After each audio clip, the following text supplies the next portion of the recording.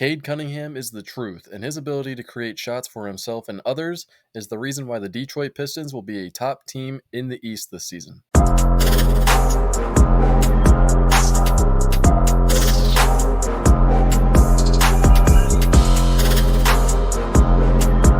Cade had 26 points and 11 assists in a win against the Philadelphia 76ers the other night, and he started off the first half with only 2 points, but great players know how to find their shots when it matters most. He is one of the top young playmakers in the league. Just like Josh Giddey, if you check out our last video, go check that out and let us know what you think. But Cade Cunningham is up in that tier, if not better, and his awareness makes him great, and his awareness on the second chance play made by Jalen Duren shows why he is an elite playmaker. His ability to see the situation and see Duncan Robinson at the three-point line, even if it's not a set play and it's a broken play like this, it still matters. The Pistons are a team that like to run and gun, and they are currently third most in transition points this season so far, and Cade has a lot to do with it. He pushes the pace on the missed shot, gets out in transition, throws an absolute dot to Thompson for a layup. Seeing the pace that they play at, no wonder Cade is the main leader of this team and the main pace controller of this team. And talk about controlling pace. The Pistons love to run a ball screen offense ran by Cade, and here you see him get almost trapped off of the ball screen action, leaving the roll man Jalen Duren open. The Sixers were playing it like this all game, trying to trap him off the screen. He made him pay for it. He threw a pass high enough that only Jalen Duren could catch and finish. Even if it wasn't a ball screen, the Sixers were still trying to double him. They just did it way too late on this play, and Cade saw the open man in the corner. Let's look at this play a little bit closer as the Pistons run a 1-4 flat set, which is a typical isolation set for most teams. And it allows the offense to kind of space out and kind of force their hand into doubling from an uncomfortable spot, which will come from the left corner here. And nobody recovers out to the corner. It's a wide open three. Cade makes the right play here. Off of the baseline out of bounds play, he tries to immediately post up off of the pass. And this is just a mismatch in general. Cade is 6'7", and you have a lot of point guards and shooting guards trying to guard this man. You almost need a true wing defender on him to make it not a mismatch. And this just shows you how scared the Sixers defense was of Cade, and you could tell what the game plan was. Get it out of his hands. He finds Jalen Duren down the middle to abuse Tyrese Maxey in help side. We see another pick and roll, and Duren comes to set the screen. If you're Andre Drummond on this play, what are you doing? He overplayed the wrong side, putting himself immediately out of position, and Cade takes advantage by attacking downhill, using his size and length to extend towards the rim and get a finish and a layup. For how bad of a first half that Cade and the Pistons played, they were still able to push the pace and keep it a close game at halftime. After a 2-point first half, Cade walked the Sixers like a dog in the second half, scoring 24 second half points. So let's get into it and let's dig deeper into the play that we just watched as Cade will spin off of Oubre to get towards the middle.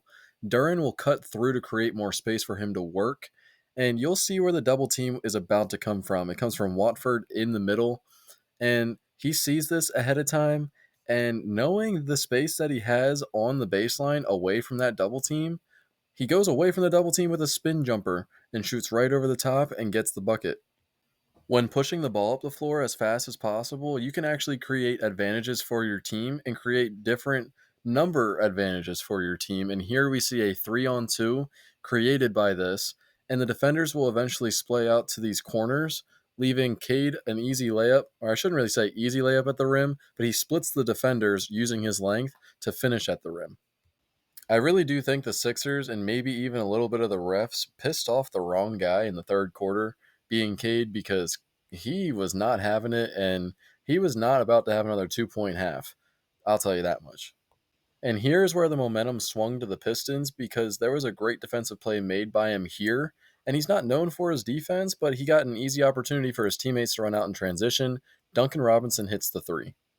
And just in case y'all wanted to see what great shot creation and elite shot creation looks like, here it is. He spins off of the defender to get into the lane for a layup.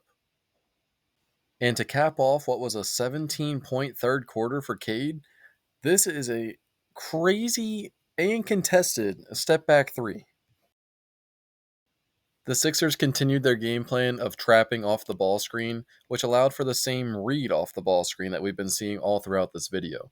He hits Jalen Duren in the short roll situation to finish over a smaller defender. It wasn't the best adjustment by the Sixers, but I don't know what else you're supposed to do when he's coming off of a 17-point quarter. Back-to-back plays here of just straight-up patience. In the pick-and-roll game, of course, as we've been seeing, takes his time, gets the shot he wants, takes his time again, dribbles around the perimeter, gets to the spot he wants, finds his teammate in the correct spot for another bucket at the basket. And who could forget about the play of the night with a poster at the rim? And we'll dig deeper into this video, but just enjoy it for now. This was a dagger play made in crunch time, and I also thought it was the smartest play of the night, and I know he has been making the correct read the whole time throughout this game, but here is why I say that. Because if he comes off the screen on the strong side, you're just going to see another trap. Just like we've seen all video long and all game long, if he goes off that screen, the Sixers were throwing traps at him all day. So instead, he rejects the screen because he sees the amount of space he has on the left lane line here.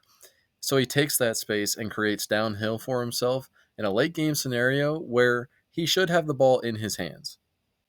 So far, the Detroit Pistons are 8-2 and first in the Eastern Conference. And Cade Cunningham is averaging through the first 10 games 25.6 points per game, 4.7 rebounds per game, and he's second in assists with 9.8 assists per game.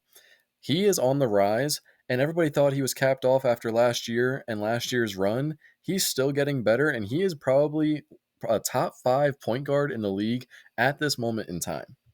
That'll do it for another episode of Court Vision, a Life in the Stands production. If you liked the episode today, please be sure to like and subscribe. Go like, follow, and comment on all socials. Rate and review on Apple Podcasts and Spotify. And remember, the film never lies.